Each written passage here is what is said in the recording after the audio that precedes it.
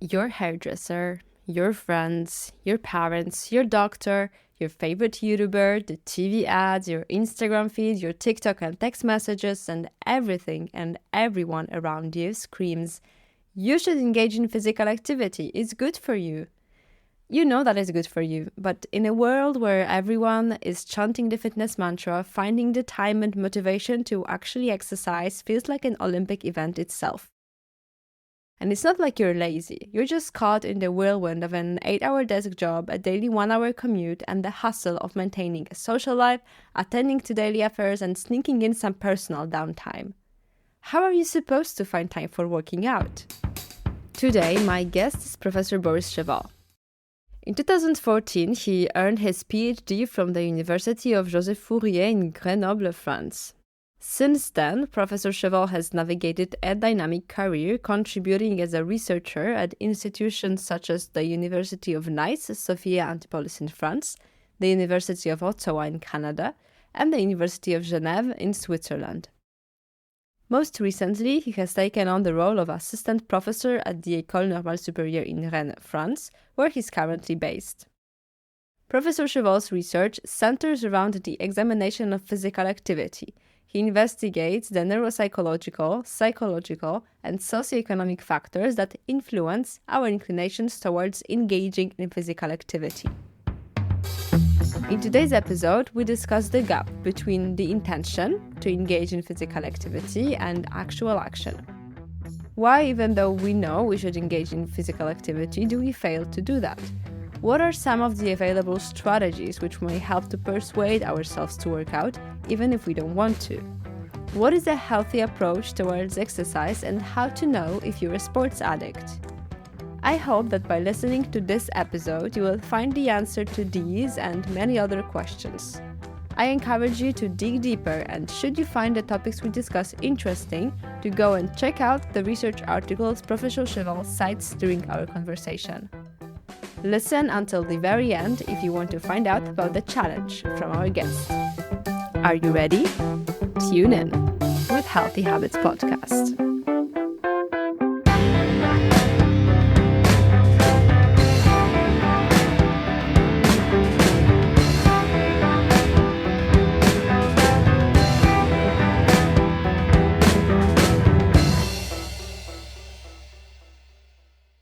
So hello, Boris. Thank you for meeting me. Hello. Today we're meeting online because even though I try to visit my guests in person, it's not always possible. So thank you for finding the time and agreeing to see me here. You work on sports. I wanted to ask you first whether sports has always been such a big part of your life. Yeah, so I'm working on physical activity, not sport, because sport is a specific subset of physical activity.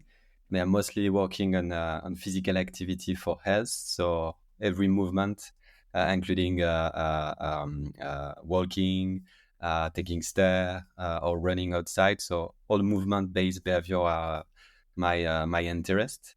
So yeah, I'm doing a lot of physical activity, especially I play football.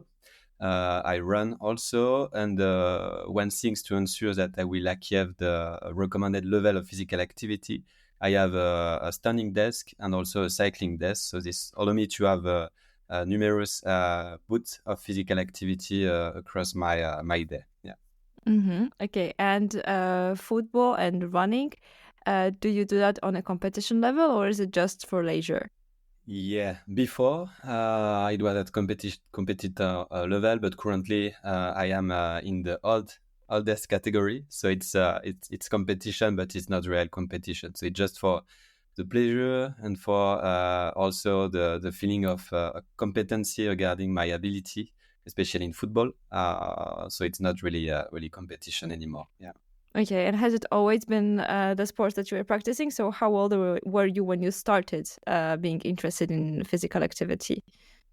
Yeah, I mean, during my youngest age, this is Okay. also eventually something that we will discuss. But if you have developed habits of physical activity during your childhood, the likelihood that you will continue to be physically active across your whole life will be higher. So actually, played sport around my 6 or 7 years old, and I continue all across my life. Yeah.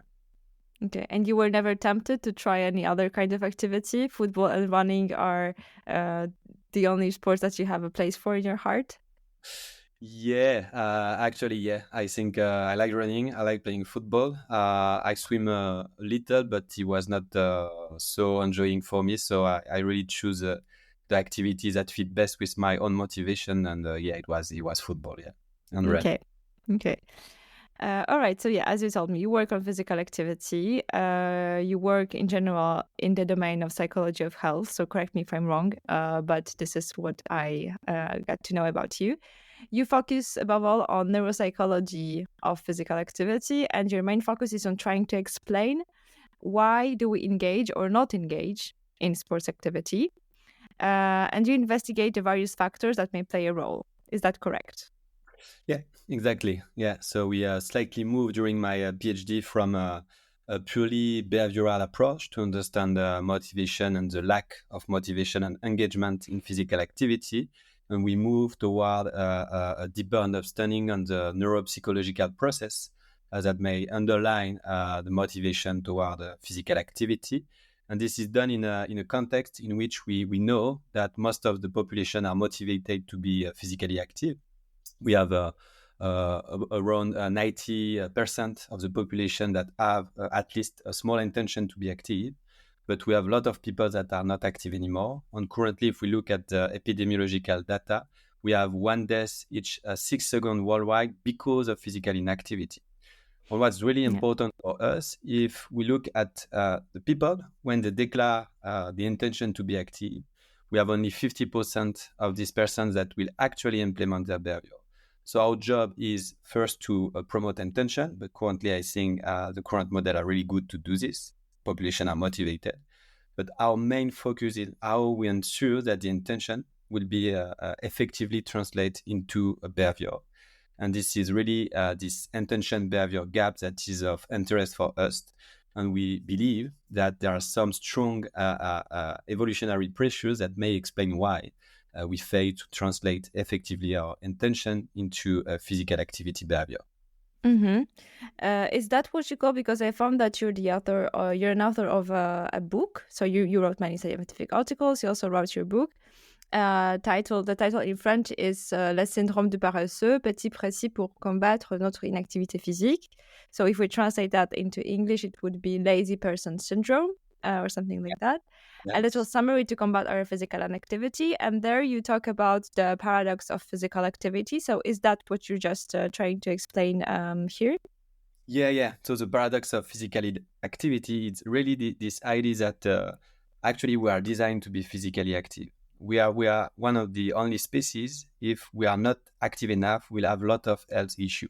If we look at the great apps, they're actually really physically inactive, but they have no health issue. But the specificity of human is that we need a large amount of physical activity to stay healthy. This can be explained by evolutionary pressure from our ancestor. So we need physical activity. But in the same time, we need to engage in physical activity only for a specific reason, which is to reach for food. So if there is no specific utility for your movement to reach food, then you will be in a period of inactivity. So this is relatively paradoxical because we need physical activity. But if physical inactivity can be avoided, we will be physically inactive. And for all our previous generation, actually, physical activity was part of our daily life based on the type of walking. But currently, there is a strong and very rapid evolution of our society with industrialization. And currently, we can be really, really physically inactive and reach all our need, at least physiological need. So we are in a situation in which we still need physical activity, but the context push us to stay physically inactive. And from an evolutionary perspective, this is absolutely normal that when we have an opportunity to be physically inactive, that we choose this opportunity. But this was because to conserve energy, because we'll have some period in which we will need to engage in physical activity. But currently, this is not the case anymore.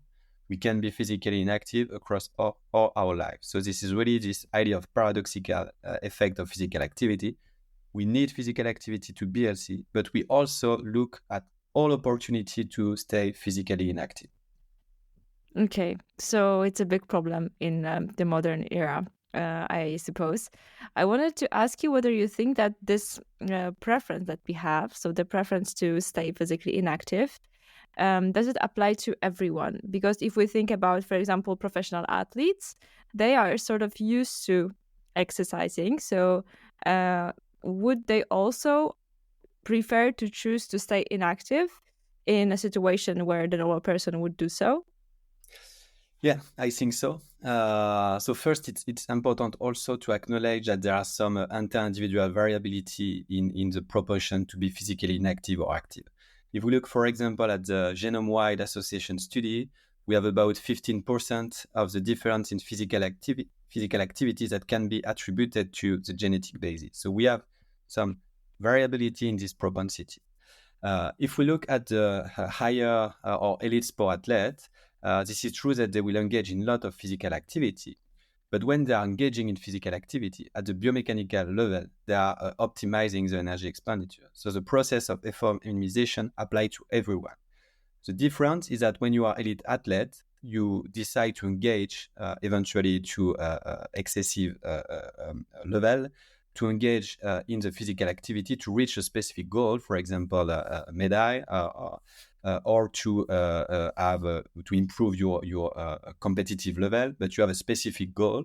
And because this goal is important, the physical activity become useful and justified. So you are able to engage a lot of effort in the behavior. But we still have to remember that even this high elite athlete, when they engage in the behavior, they will minimize at the biomechanical level the energy expenditure. So this is really a process that is general or shared across the whole human species. Okay, so even though I'm used to exercising, because I can only talk from my own perspective of a person who just does sports from time to time, and I think it's very common for people like me to be so used to physical activity that when I can't engage in it, I feel psychologically bad. So I feel perhaps depressed or demotivated. I don't know. I have so many thoughts in my head that I feel like I have to go for a run or engage in some kind of activity, because if not, then I feel that my body has too much energy. So even though this may exist, I suppose in professional athletes on an even higher level, it does not mean that we have a preference for physical activity over sedentary activity. Does it mean, in this case, that this kind of people, they have some kind of a stronger willpower, or why do they choose to engage in physical activity even though they have this intrinsic preference, this natural preference for avoiding effort? Yeah, this is really a interesting question, and I'm not sure I have all the answer. But the situation you described before for yourself was really something that we can call a cognitive dissonance, because you know that you need to do something based on health-related information, but you really don't want to do it. You are in your sofa, you want to be physically active, but you actually like to be in your sofa, and it's really difficult for you to get out to go for a run. But you may feel a cognitive dissonance because you know that you have to do it. So some culpability or introjection can be present here that can push you to be active or eventually to change your intention or attitude of physical activity. So this could be related to a tension, a cognitive dissonance that may explain the engagement. Then it's true that we have some situational variability in the tendency to be physically active. And if you stay inactive for a long period of time, you may have the feelings that you need to engage in physical activity. This is my case because I am doing a lot of physical activity when it's not possible for me to be physically active because I have to commute to different area. It's really difficult for me then at the psychological level to be peaceful because I need something. And here we can explain this because when you engage in physical activity, at least at moderate intensity for about 30 minutes, a bout of 30 minutes, you have a lot of release in hormone, including, for example, the brain-derived neurotrophic hormone. You have also endocannabinoids that are released that make you feel good during physical activity. So you may have this effect that you may want to look for. And again, one very interesting positive effect of physical activity is this ability to reduce the level of depressive symptoms. So there are huge qualitative data showing that higher physical activity reduces the level of depressive symptom, and this could be also explained by the release of hormone during physical activity. So if you are used to do physical activity, in a specific period of time, you can feel bad. But if you, for example, don't do physical activity, for 3 months, then you will see that you will not have this feeling of being bad because your brain don't remember that physical activity is really good for you. So we need physical activity, that's true. But everything else being equal, we will always choose the physical inactivity opportunity. And do you think that there is some kind of a threshold for a person who only starts to engage in physical activity? After what time do you think that she or he would miss would have this hormonal reaction associated to physical activity, and so would miss not working out afterwards? Yeah, so unfortunately, there's some genetic variability in that. So some people cannot really feel this runner's high experience. So here you need to look for other things. For example, the fact that you have some competency, you feel competent during the behavior, or you have some socialization process that you can be involved. You do your physical activity with peers. But for those who have this ability to have this endocannabinoid release, actually, as soon as you start exercising, if it's not too intensive, so you have to be really careful when you start to not push yourself too much. If no, there is a lot of negative affective response that will not be good for you. But as soon as you start to engage in moderate intensity exercise, you will have this hormonal release and you will feel good. And normally, you can continue the behavior to seek this feeling. But again, you have to be really vigilant about the overall affective experience, to not push yourself too much. Because one barrier of physical activity is that if you engage too much, if you push too much, you will have some harmful effect. You will have pain in your muscle, especially 24 hours after the behavior. And this could be a barrier, a factor that will prevent you to re-engage in the physical activity behavior. So there's variability, but overall, yeah, if you do the good or the physical activities that fit your actual cardiorespiratory fitness, this may the mechanism can start as soon as you engage in the behavior. Okay, so we should just try to seek the physical activity that would give us perhaps the biggest pleasure, that would seem right to us. So perhaps a group sport or a team sport or perhaps an individual sport. So it's really up to us, and then see whether we have this runner's high or not.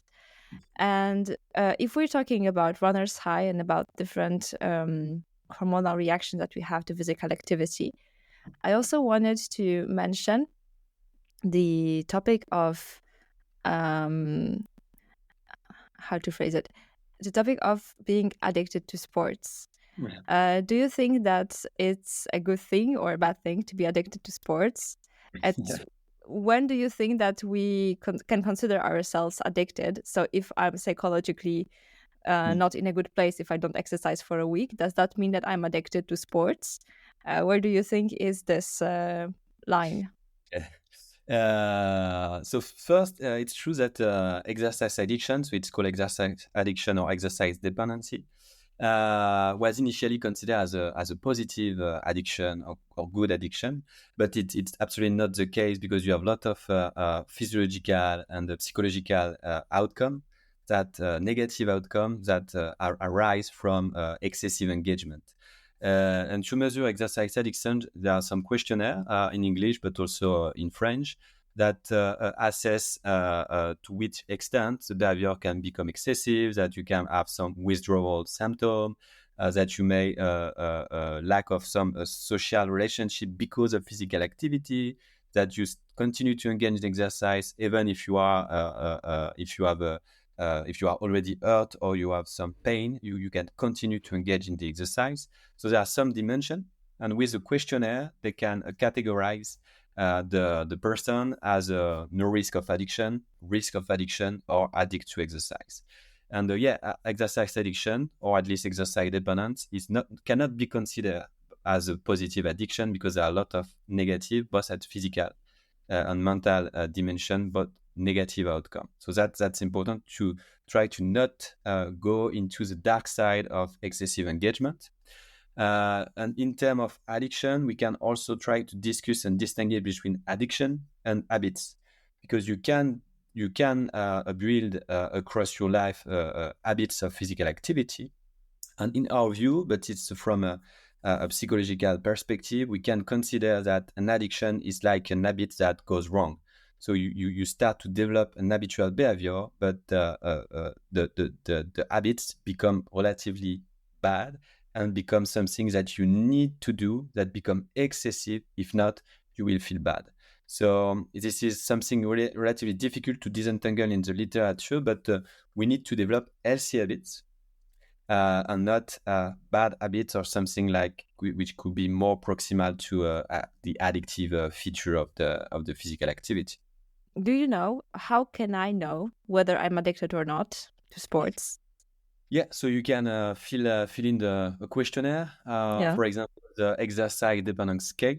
I think it's from Ozenblas, or in French there is a translation from Cairn, and you can available? Is it available for everyone? And you can see also the scoring of the test.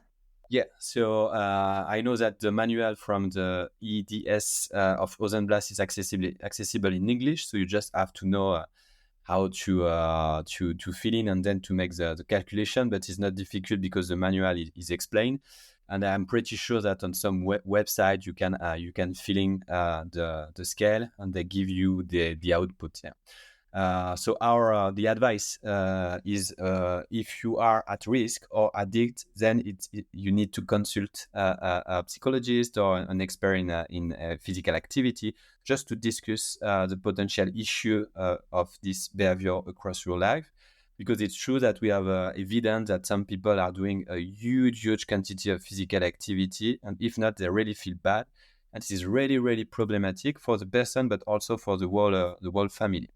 But fortunately, it's not a lot of the population. If you look at people that engage in physical activity, there are a lot of variation in the estimation, but Ozenblas considers that about 5% of the athlete or physically active individual can become addict or dependent to exercise. So it's not the huge part, but this is a prevalence that is not meaningless, because 5% is still important.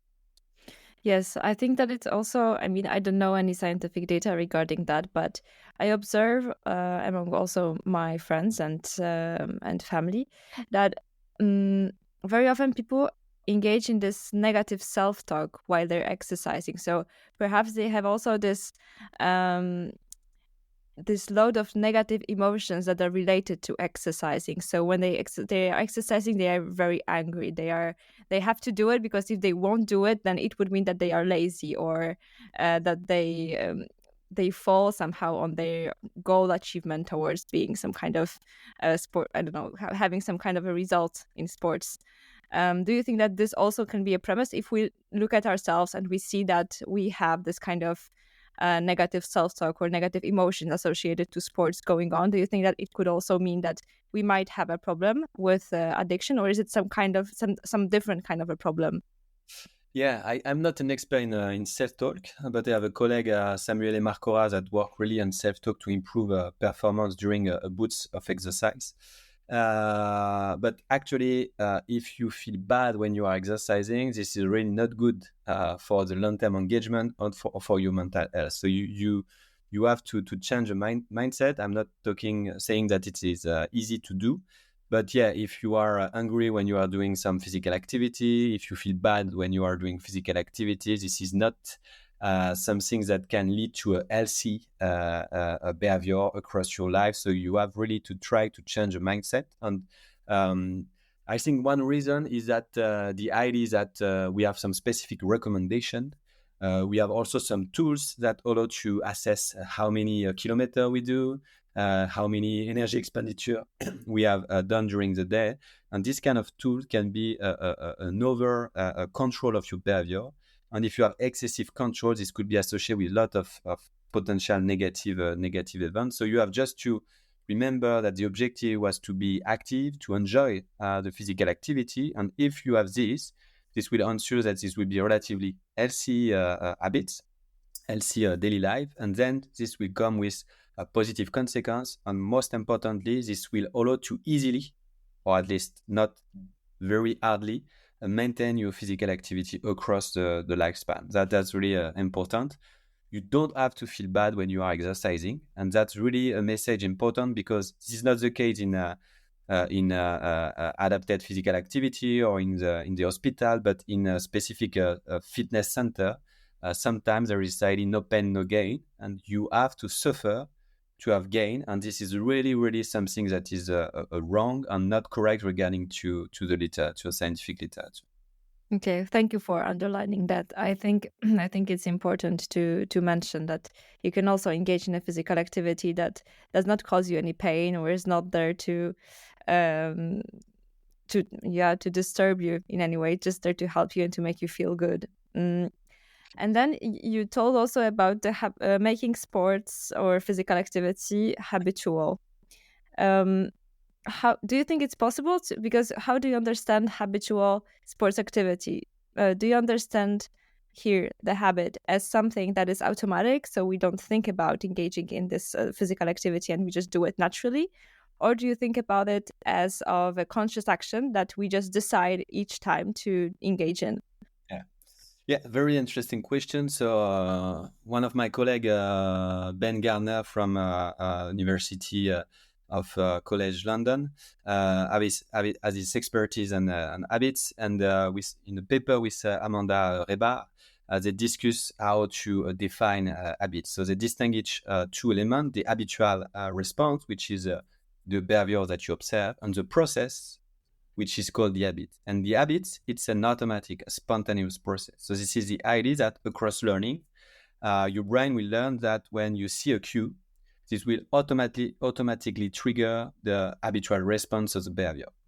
For some behavior, everything can be automatic. I mean, if you are a smoker, you see your cigarette packet, a packet of cigarette, and you grab the cigarette and you smoke. That's okay. For physical activities, this is another story, but you cannot be in your sofa and just without realizing this, that you are currently running on the beach. That's not possible, because there are a lot of steps. So in the context of physical activity, the idea is that the decision to engage the behavior can become automatic, which means that you have a lot of control process to engage really in the physical activity, but the decision can be automatic. So for example, you come at home and you see your sofa, and the sofa is a trigger to say, okay, I have to go to run. But this decision could be automatic. So you go to your home and you automatically grab your shoes, and then the decision is a trigger, and you have to make a lot of other behavior that can be controlled, but the decision become automatic. So for physical activity, we believe that which is critical is to ensure that when you engage in physical activity, by creating some stability in your context, this will automatically trigger the intention or the starting of the behavioral engagement. Yeah. But so to summarize, for some behavior, everything could be automatic, but for physical activity, this is more the decision to engage that can be automatic. So there are people who say that in order to motivate themselves to go for a run, they simply put on their running shoes and their running costume, and once that is done, they can go out and they don't think about it anymore. So this is what you're trying to explain, right? This is something that is based in scientific literature. At least, yeah, the idea was to ensure that you have a specific cue, environmental cue or mental cue that will automatically elicit the behavior. But if we look at the way the habits will be built, So you have a cue, for example, you choose when you come home. Then you have the behavior, so you will go for running, and the reward. If there is no rewarding value, this is not possible to build habits. So then the reward. On the cross time, and the time it's more or less long depending on a lot of factors. It's not clear currently. You may have this habit loops that is a trigger or a build. And then when you come again in the same situation, the decision is automatically trigger. So it could be, to be already, you have to have already your basket and to be ready to run. It could be something that could help you to engage. And this could be also related to another idea. It's currently something that we are working with one of my ex-PhD students, Silvio Maltagliati. In physical activities, there is something that was not clearly highlighted, is that you have a lot of steps before being able to engage in the behavior. If you think, for example, to swimming, to go to swim, there are a lot of steps before that can be costful. So if you reduce the cost of each step, this will increase your probability also to engage. So actually, having your choice, being ready for physical activity will reduce the cost to engage in the behavior. So this could be really a good strategy. This is not directly related to the habits, but it's related to the fact that you ensure that the preliminary step to go to the intended behavior is less costly, is already ready. Yeah. Okay, so we're talking about physical activity. And you told me in the beginning of our conversation not to confuse sports with physical activity. And I think it's something I would like to develop a little bit further, because as we're talking here, now we're talking about exercising, but I think it's not necessary for us to actually engage in sports to show some physical activity, right? And to stay healthy. So what do you understand by physical activity, and what amount of physical activity is enough for us to stay healthy? Yeah. So if we look at the definition, so the first element that we can define is physical activity, which has been defined a long time ago by Kappertzen, which is the fact that this is every movement that is produced by the skeletal muscle that will increase the energy expenditure above the rest. So this is really the general definition. So every movement actually have physical activity. And if you want to improve the level of physical activity in the population, this means that you just have to ask them to move more, which could be just by commuting, which could be every activity, every daily life activity.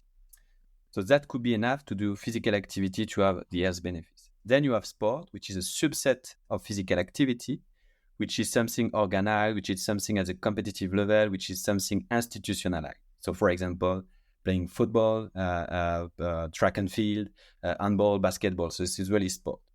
You have also exercise, which is activity that is done with a specific idea to improve cardiorespiratory fitness. So it's also something that which can be a subpart of physical activity, slightly different of sport.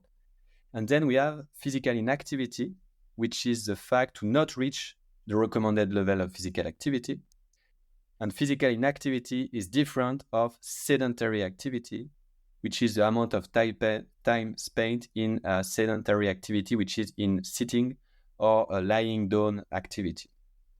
So we have this different parts. So physical activity, sport, exercise, physical inactivity, and sedentary behavior.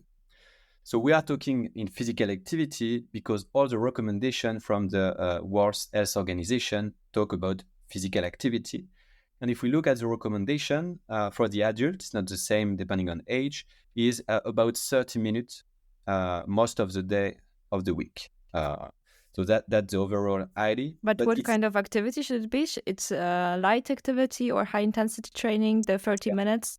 It's moderate to vigorous intensity. That's the recommendation. But one thing important for me is to stress that there is a change in the recent recommendation from the WHO, which is every step counts. That means that before, to count as physical activity, you have to do physical activity from at least moderate intensity during at least 10 minutes, a bout of 10 minutes.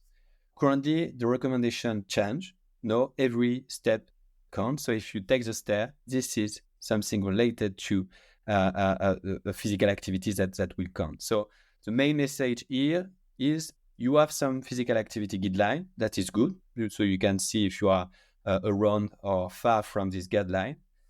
But the most important message, if you think that the guidelines are too far from your ability or from your possibility, it is not a problem. As soon as you start to walk, this would be associated with positive health outcome. And there is a recent paper, for example, of Palush in the Lancet, I think, when she present the decrease in risk mortality depending on the number of steps per day.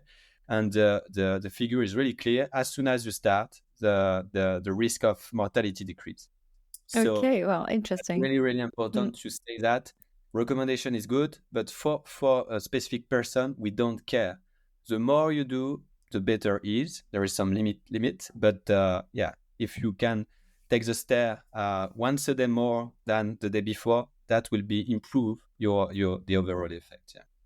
Okay, I would love to read that study. So all the research articles that you mentioned, I will put them in the description of this episode so everyone can get to know what you're talking about. But thank you for these recommendations, as I think it's very important to have this information and go further if you want to find out how is it possible that by simply taking the stairs, you might actually do a lot of good for your health. So you said at the beginning also, and now you're mentioning that as well, that according to World Health Organization, our the amount of physical activity has a direct impact on life expectancy. And you told me that 1 in 6 persons, right, dies because every 6 seconds. Yeah. What was it? About 5 million deaths each year because of physical inactivity. So one death each 6 seconds. Yeah. Mm-hmm. And could you tell me, so what are, like, the reason is physical activity, inactivity, but what are the direct causes of the death? So is it some kind of illness, specific kind of illnesses that are associated to it, or what's there? Could you explain? Yeah. So it's all cause of mortality. So it's clearly related to the fact that they have some chronic condition. So, for example, cardiovascular disease, type 2 diabetes. You may have also some cognitive decline that is related then to a reduce of autonomy and so forth and so on. You have also specific type of cancer. So you have a lot of different impact of physical activity on specific disease that then explain all cause of mortality. Importantly, there are some general mechanisms of physical activity that may explain this, and especially the inflammatory system.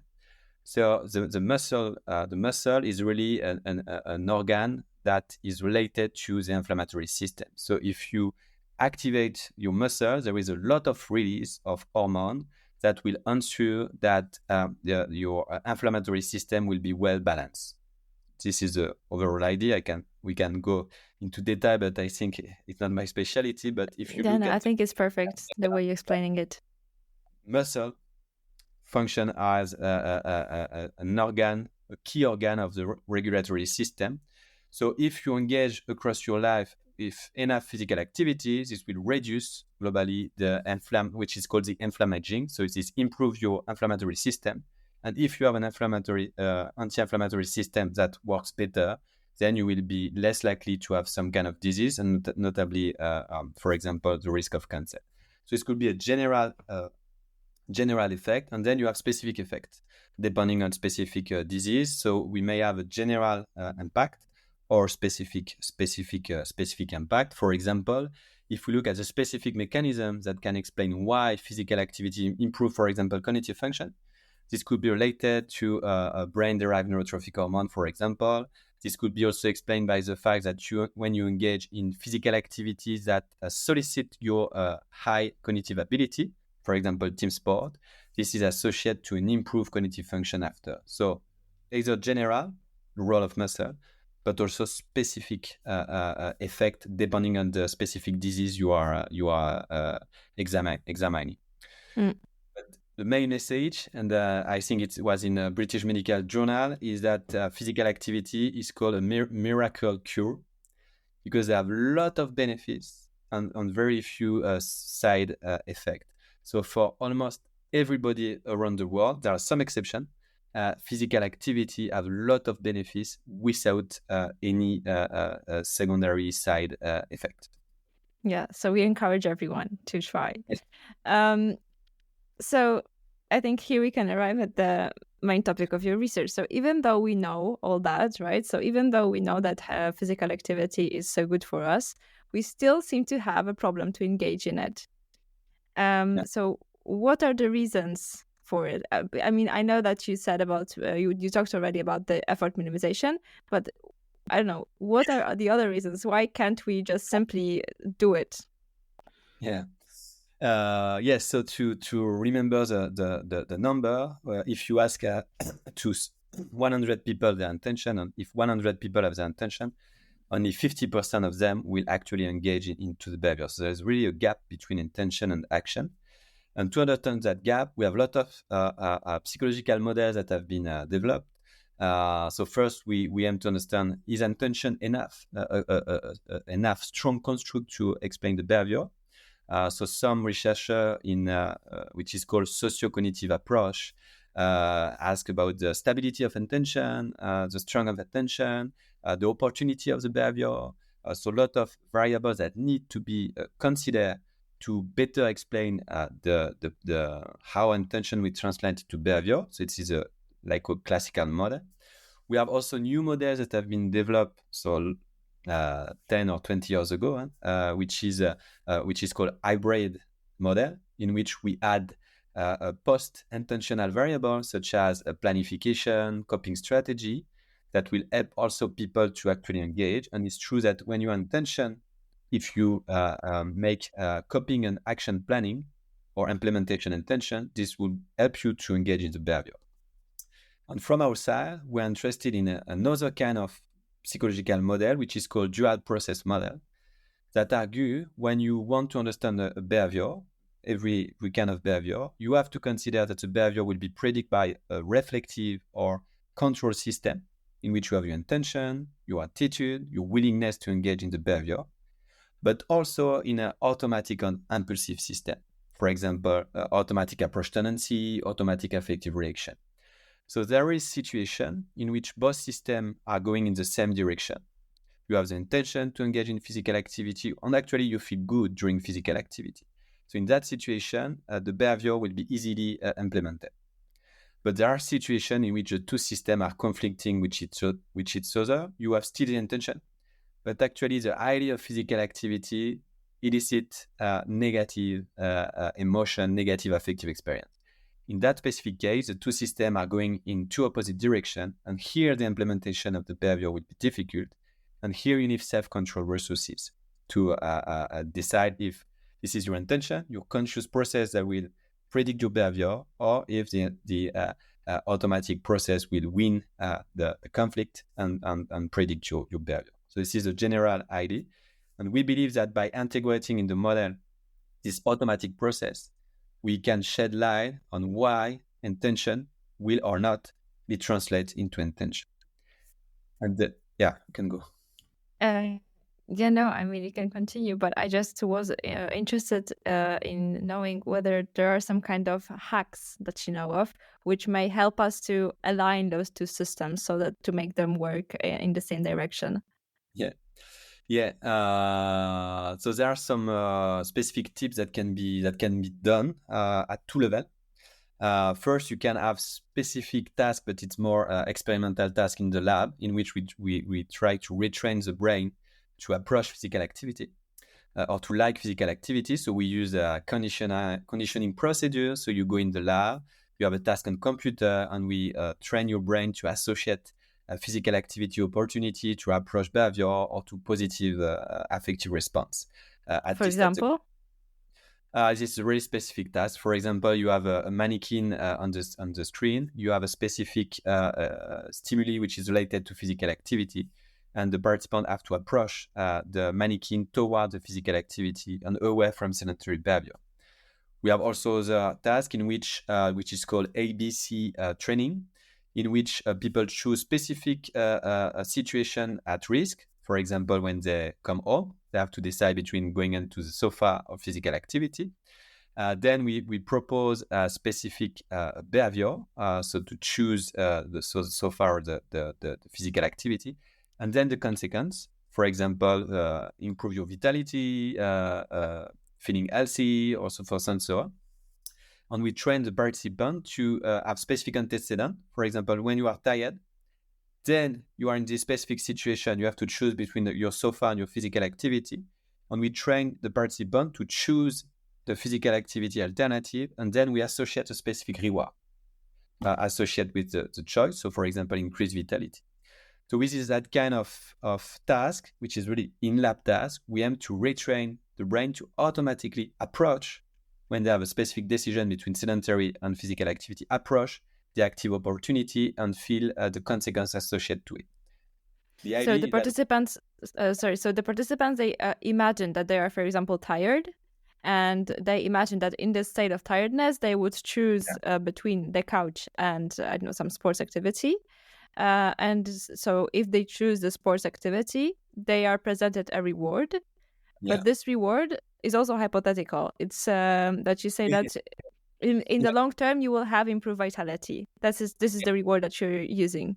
Yeah, so the reward is depending on the participant choice. So we have a specific antecedent, high-risk situation, specific behavioral alternative, and then specific reward, which could be vitality, we could be health. I think we have put also a control rate in the outcome.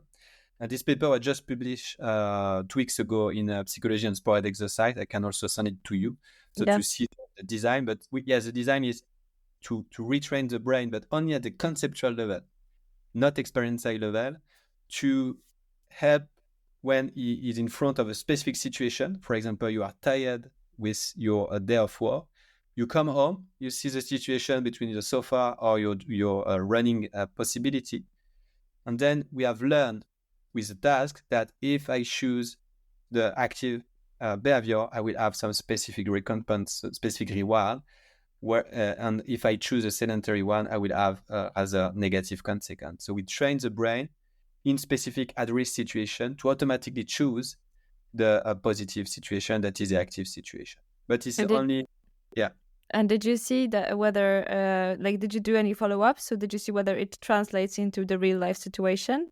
Yeah, so we tried to do it. So we have a specific task in the lab when we observe that we are able to change the implicit attitude toward the physical activity.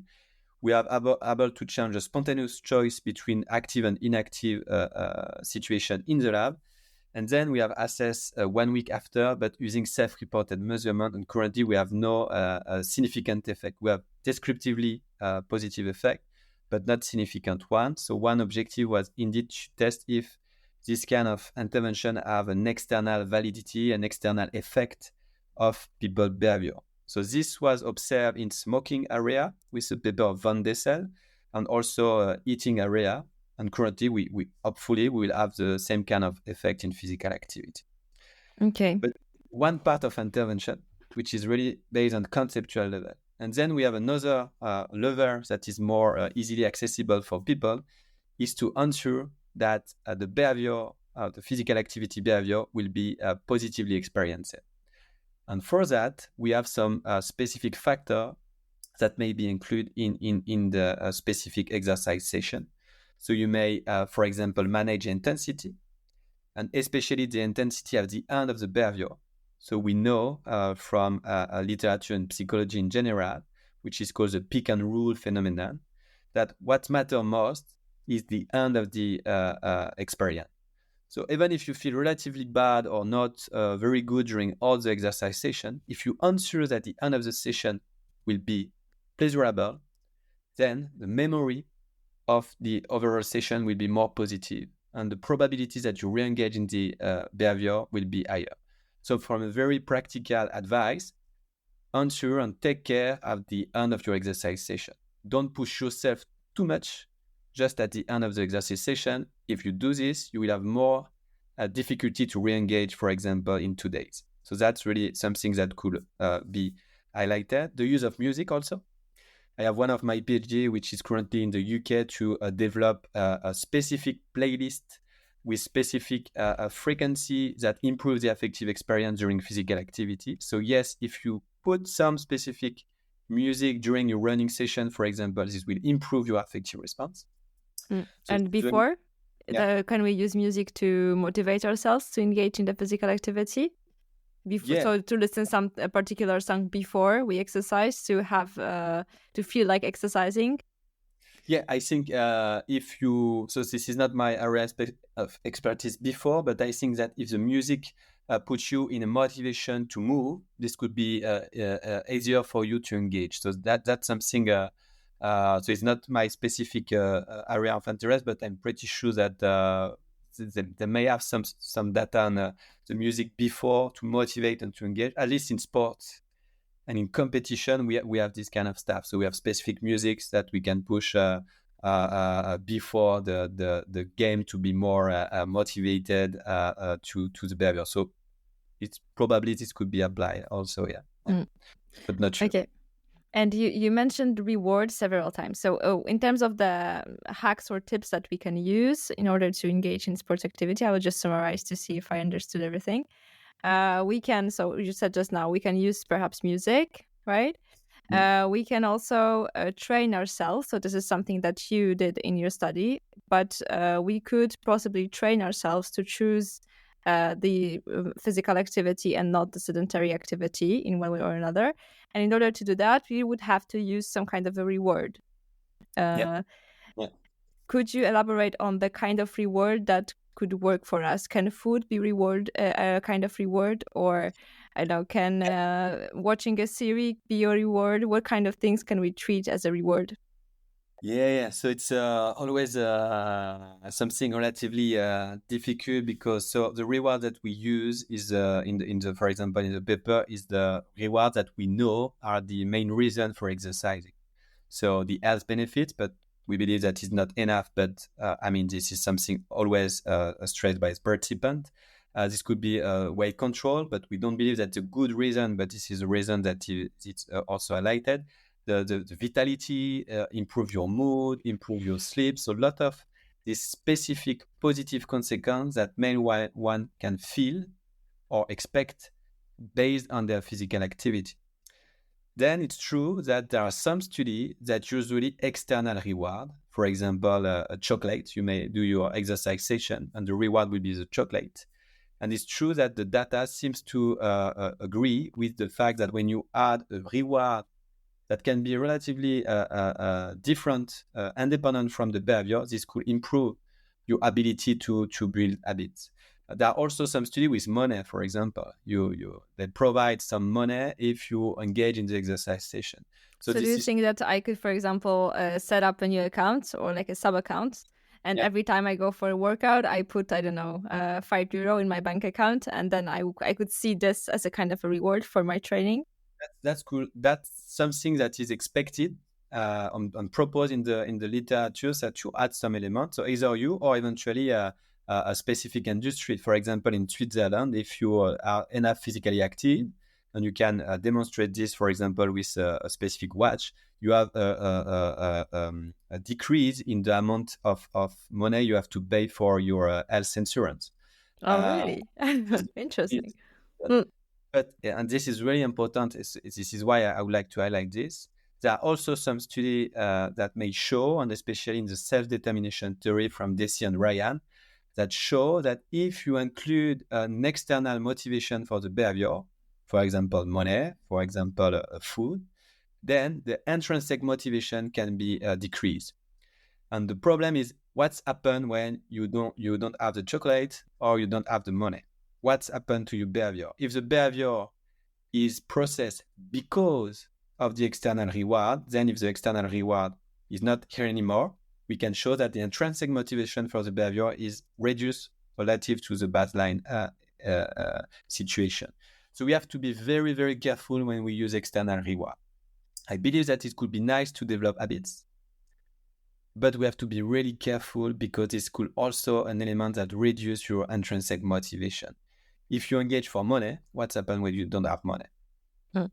You disengage. So very careful with that kind of stuff. But I mean, if someone needs some external motivation, at least a start, why not? But we have to be really, really careful to remember that we need to engage for the specific consequence associated to the behavior. And I can ensure that there are a lot of positive intrinsic reward associated with the behavior, mood, sleep, vitality, and so forth and so on. So there are a Also, lot of perhaps getting better, right? Getting better at the physical activity that you're exercising. I think it's also something very powerful because it's something like you do it systematically, and you can see for yourself that it actually works. So you're making progress. exactly, yeah. Mm. So that's my main message. Yes, there's some literature on external reward, but please think about what physical activity provide to you when you engage in physical activity. If it's only bad mood, bad emotion, then you will have a lot of difficulty to engage across your life. Mm. There is also something I would like to highlight, but this is something that we are thinking with Silvio Maltagliati. We believe that the quality of the experience may improve the outcome of the physical activity. So if you feel good, this could be associated with more positive effect, especially on the cognitive function outcome. So this is also something that we really wanted to show that the quality and not only the quantity of physical activity matter for the health outcome. Mm. I also wanted to ask you about physical activity and age. So, Yeah. whether you think that our childhood habits, I think our childhood behaviors, may impact the way we approach physical activity in our adult life. Yeah. There is a clear link between how many physical activity you did during your childhood and how many physical activity you will do during your adulthood and across your life. So there is a clear association. So if we look at the epidemiological perspective or psychological perspective, the childhood is called a sensitive period or a critical period of development, with the idea that if you develop element during this specific period, there will be a plastic, a long-term, a long-lasting effect on the rest of your life. So there is really this idea that childhood could be a sensitive period. So if we have to, for example, develop intervention, childhood is a good age And to. what age exactly is this critical period? It's really dependent of the outcome. For example, in physical activity, we have no clue. But there is this idea that this is a theoretical model, so we can have different kind of period. For example, for cognitive development, but I have to check. But I think the literature is between 5 and 8 years. But I have to check. I'm not sure. But this is not clear, the specific age. But the overall concept is age is a critical period. Then you will reach a level of resources or reserve, which could be cognitive, which could be physical. And then because you will reach a higher level, then the decrease will be longer and you will have more time to or arrive to a pathological level. For example, in the cognitive domain, there is a very good theoretical model of Stern, which is called cognitive reserve. And one of the ideas is that if you build enough cognitive reserve during your childhood and also to education, you will reach a high level. And then the decrease could be parallel to the people that have less reserve. But of course, the clinical observation of dementia, for example, will be delayed in time because you start from higher. So yeah, childhood could be seen like that, something to build your actual level of physical reserve, physical resources that will help you then to engage across your life and to delay the negative health consequence. Because at the end, we will all die. Yeah? This is a bad theory, but yeah, it's a question of delay. So in general, so you say that in general it matters what we do in our childhood for our future life, but in terms of sports and physical activity, you don't know. There's no data regarding. Yeah, see, there is data that active children are more active during their adulthood. So there are the strong link between both. So yeah, if you are active during childhood, you will be more active during adulthood. But, and that's also very important, it's never too late to engage in physical activity. because you can be physically inactive across all your life and start at 50 or 60. And the good news is you will have the same health benefits. So it's really good. Even if you were not active all your life, to start even at 70 or 80, you will have benefits associated with physical activity. So yes, there is a link between childhood and adulthood physical activity for sure. But we may still become active if you were not active during childhood. Okay, and if as a child you participate in some kind of a sports on a competition level, does that correlate with some kind of better performance in other tasks? So maybe some kind of better mental health in the later years, or you don't know about this kind Uh, of data? I have to think which we have evidence that people more active during their adulthood have better health benefit. But if the effect of physical activity during childhood while adjusting for the effect of physical activity during adulthood still is significant, I don't know actually. Okay. Okay. Actually, but something I Okay. would like just to stress, because we discussed childhood and physical activity, I would like to stress that there are a very high level of social gradient in physical activity. And we can clearly demonstrate that children from poor socioeconomical condition, and especially girls, are less physically inactive than a child from a more advantaged socioeconomical condition. So childhood is really marked by a strong social gradient in physical activity participation that can be also observed during adulthood after. So that's also So something. so there is the impact of the socio-economical status, but also of gender on the amount of physical activity, Yeah. where girls, and especially girls from poorer households, would engage in less physical activity, and this could have an impact on their later life. Yeah, Yes. exactly. Yeah.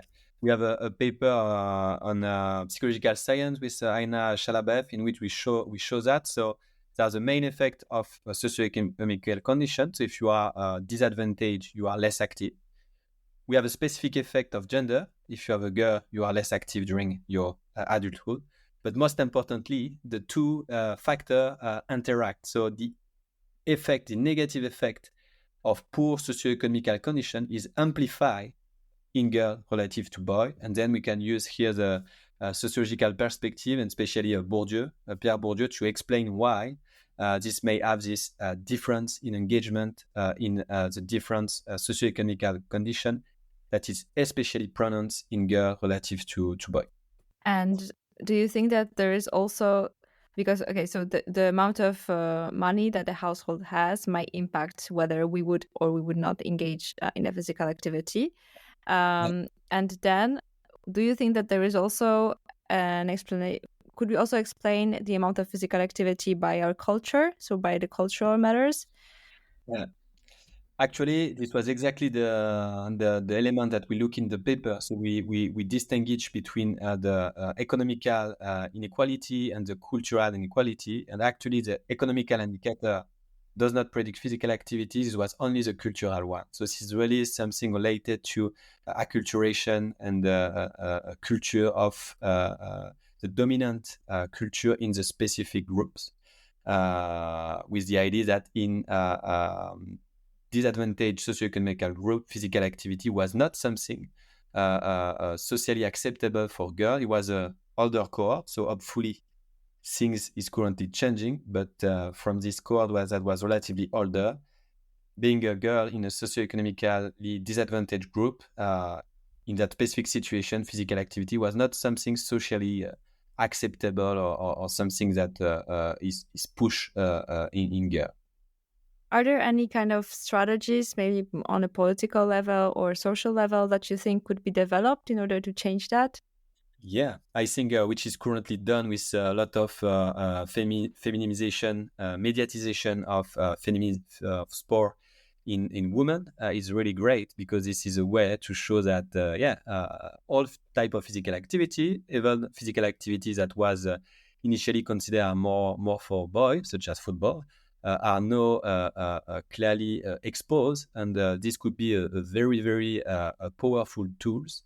But I will again consider that the most useful strategy will be to target family. If we want to change the behavior, we have to target family and especially the mother in the family. And that could be really something that could be more effective to target family, and also to change at the higher level, but at the micro level in the family, it could be And what do you more. mean by targeting the family? You mean promoting another model of the family where both parents are physically active, or? Yeah, exactly. It's really to have an intervention that start from discussing with the family and what are the barriers to engage in physical activity, and to have an intervention that really is really close to the person, not too general. It's good to have general intervention at macro level to show that physical activity it's also something which is acceptable for girls. But then to go really inside the family, or really proximal or in community, to try to promote physical activity in this specific vulnerable population. Yeah, I think it's Um, something that be more effective. yeah, so there is a big role that can be also played by various media, right? Social media, above all, I think. And if we talk about technology, I also wanted to ask, what is your opinion on that? Can technology make us be more active? Because we hear a lot about the fact that screens, they are the curse of our age, because everyone is glued to their screens all the time, and that this prevents us from physical activity. But there are various tools that have been designed to make us move more. And also social media, such as Strava. I don't know if you know the social media, but they are there to help us engage in physical activity. So what is your view on that Yeah. topic?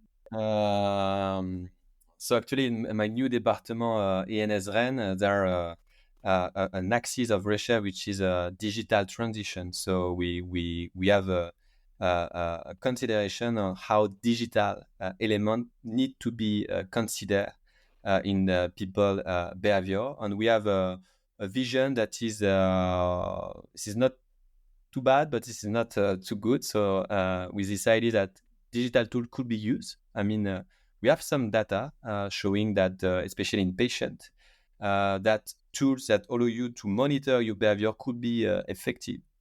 But it's not always the case. And this could be associated with stress, with negative experience, as we discussed before. So it could be something that become a problem. And there are very nice paper in the conversation from Mathieu Kidu, former student in the ENS, that discuss about the use of digital technology and how people feel about that technology.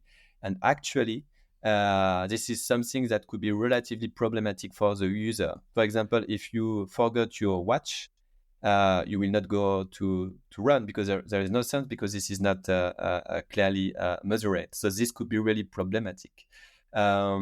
So it could be useful to monitor, to motivate, but we have again to be very careful at how people will use that tools.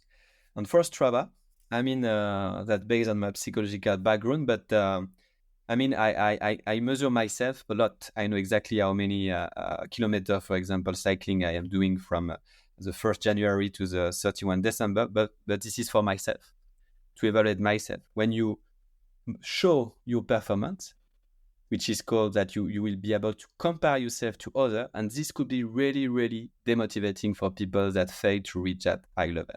So we come back to former psychological model, which is called the type of implication, either in the ego, to compare yourself to other performance, or to the task, that is to compare yourself across time. So if you use that tools to monitor your behavior and to see your progress, that's really great. If you start to show your performance, at one time you will see that, yeah, some people are better than me, and this could be really, really demotivating. So again, Okay, so maybe it's important to build some kind of a resilience, to keep in mind that even though I can enjoy the fact that I have a community of people who also share their performance, but try not to compare ourselves, and remember that it's yeah, really about going out and engaging and doing the sports activity, and not necessarily about the end result. But I understand that it depends on the level of competition that one has inside yeah, himself. yeah. Because I'm not a very competitive person, so perhaps it's easy for me to say, but I know some competitive people, and I know that for them it's not so easy to just say, whatever, it's just for me, the fact that I'm sharing my results. Yeah. And I think it's true. There was some challenge, also collective challenge. If it's Strava, that works also well. In the University Hospital of Geneva, they did it. So there are a specific service, and we have to increase the overall level of physical activity and then to compare between units. So that could be also something that can be done to increase the number of kilometers, but everybody together, like a cooperative approach. So Yeah. yeah, digital could be good, but we have to be really careful about how we use it and the negative side effects that can come with that use. And what about the digital simulators of various environments to make us want to exercise at home? So I'm talking about either the virtual reality Yeah, advances, or maybe about the this bike that has a software with it. I don't know if you know it. So what yeah, is your view on these kind of yeah. activities? Do you think they can replace physical activity outside? Yeah, so actually in the department we use virtual reality mostly mostly used at the biomechanical perspective, but the idea will be also to look at the psychological and motivational effect of virtual reality. And actually, there's a lot of study that look at how virtual reality could be effective to improve affective experience, to reduce the perception of effort, so to engage and to motivate people. So it could be a tool that can be used. Why not? But it's again one tool that can be used, but we have a lot of other possibilities. So we do not have to consider that this will be something really, really effective. But it's true that in some situation, it could be particularly useful. So again, like for the digital tools, we can use it, but again, we need also to think to other solution and to not use that kind of tools because this is something famous currently. We have to think why we use this and what are the plus-value relative to a traditional intervention. But it's true that people that are working on that axis of research show that virtual reality may have additional benefits relative to traditional intervention. And But we and do you, also have about ecological transition because there is a cost at the ecological level that need also to be considered with that tools. Yeah, that's what I wanted to ask you actually. So whether you think that the cost of engaging of physical activity in virtual reality is smaller than the cost of engaging in a physical activity in real life, and whether you think it's a problem. The cost in terms of effort. Yeah, in terms of effort, the one we've Yeah, already mentioned before. yeah. I mean, in our view, if you experience positive affective response, then the perceived effort will be lower, and then this increase your ability to maintain the performance and to engage. So this is something that we theorize in a paper in which we develop a theory which is called the theory of effort minimization in physical activity. And actually, our idea is that yeah, if the behavior is positively experienced, then the perceived effort will be reduced, and then the probability to engage is higher. So I mean, virtual reality, if it's used to activate some lever during the behavior that improve your motivation, your pleasure, your positive emotion during the behavior, then this could be really effective. The question is, do we need that tools to activate this lever, or can we do this outside, for example? This is really dependent on the research question.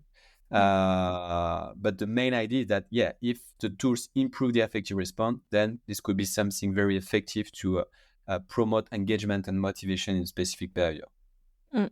Okay, and I have also a question to you that is related to our current period, so the period of winter, because as you said, as your work is on the problem with engaging in physical activity, I was curious whether the fact that now we are like every year when it's winter, so when it's colder outside and when it's raining, we seem to find it harder to exercise.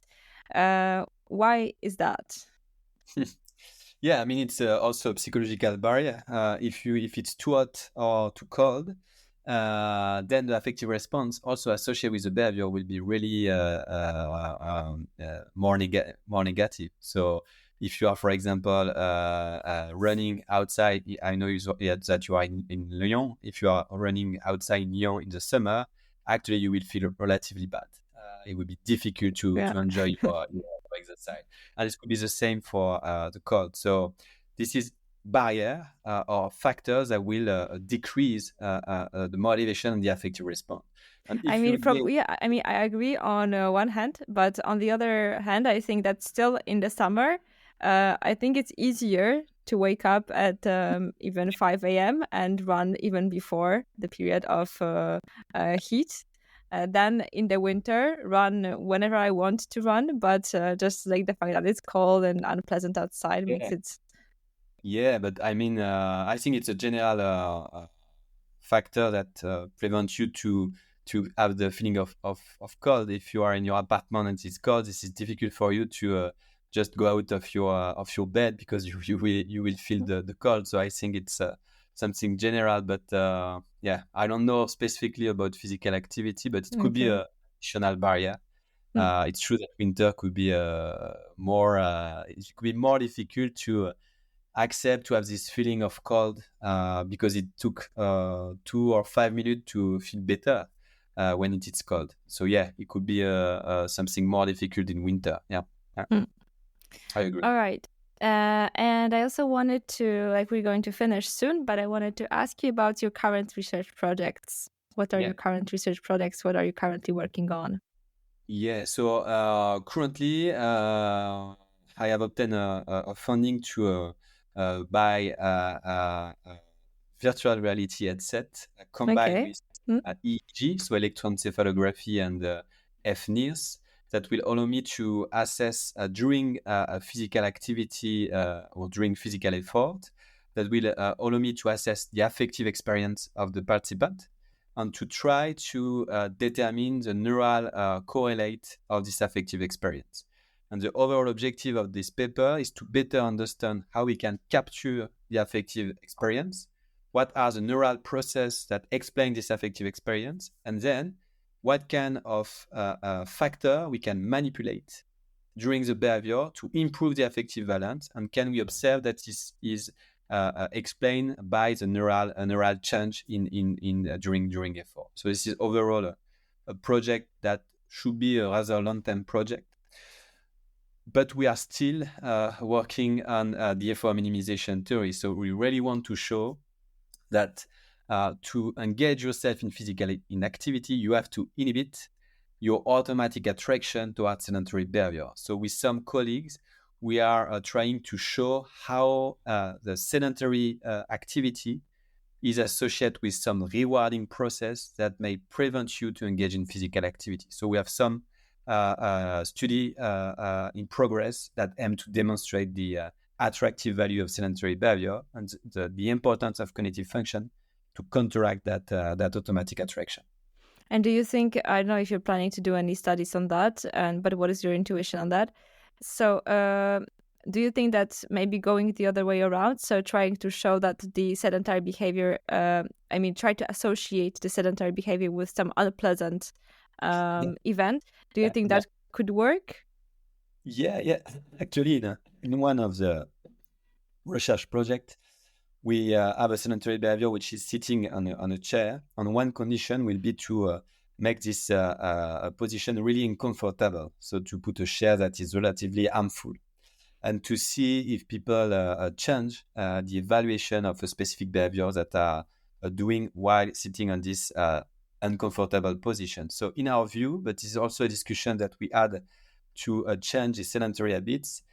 There's two solutions. Is either to answer that when you are sedentary, the fact to go in a standing position, for example, is associated with higher positive outcome. For example, you improve your work efficiency, you improve your vitality. I don't know, but something that passing from sitting to standing position is associated with more positive effect. Or the other element is to make the sedentary behavior discomfortable or painful to see if we can change the evaluation of that behavior. Yeah. So this is really something that we are working on. Yeah. But we have no Okay.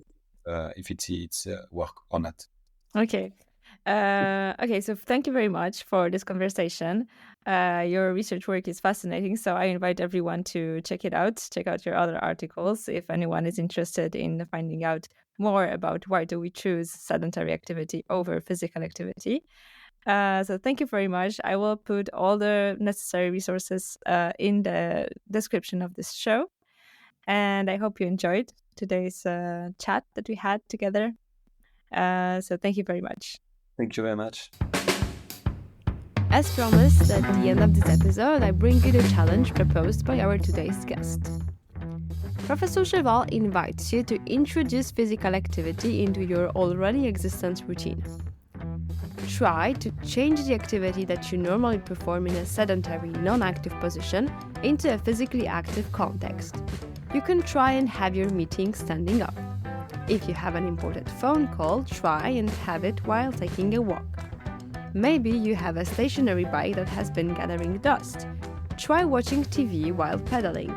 The possibilities are endless. How did you turn a non-active routine into a physically engaging one? We want to hear all about it. Share how you completed this challenge on Instagram and make sure to tag us for a chance to inspire others. Thank you for listening and see you next time on Healthy Habits Podcast.